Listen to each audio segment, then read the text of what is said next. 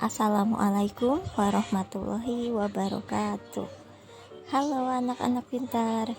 Kali ini kita akan belajar tentang bilangan bulat negatif bersama Bu Yayat.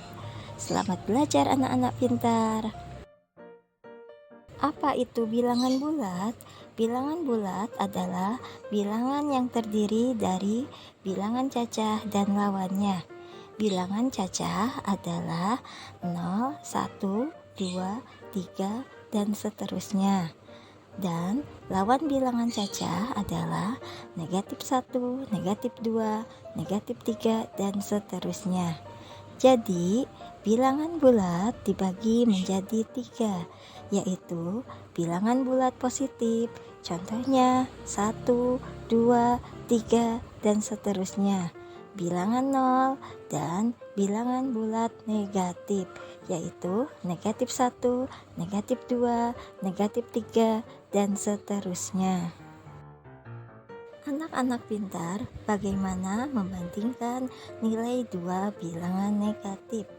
Seperti yang kita ketahui, pada garis bilangan semakin kanan letaknya, maka nilainya semakin besar.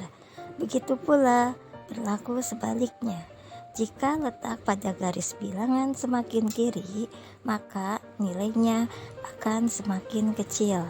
Pada bilangan bulat positif, semakin besar angkanya, maka nilainya semakin besar.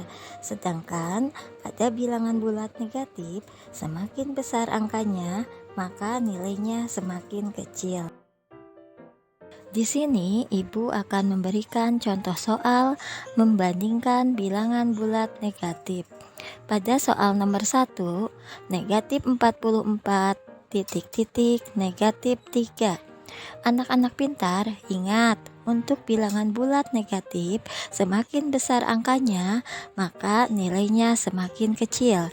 Jadi, jawabannya negatif 44 lebih kecil dari negatif 3.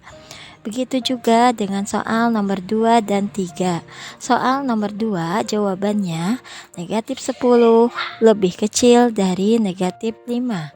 Dan soal nomor 3 jawabannya negatif 32 lebih besar dari negatif 64.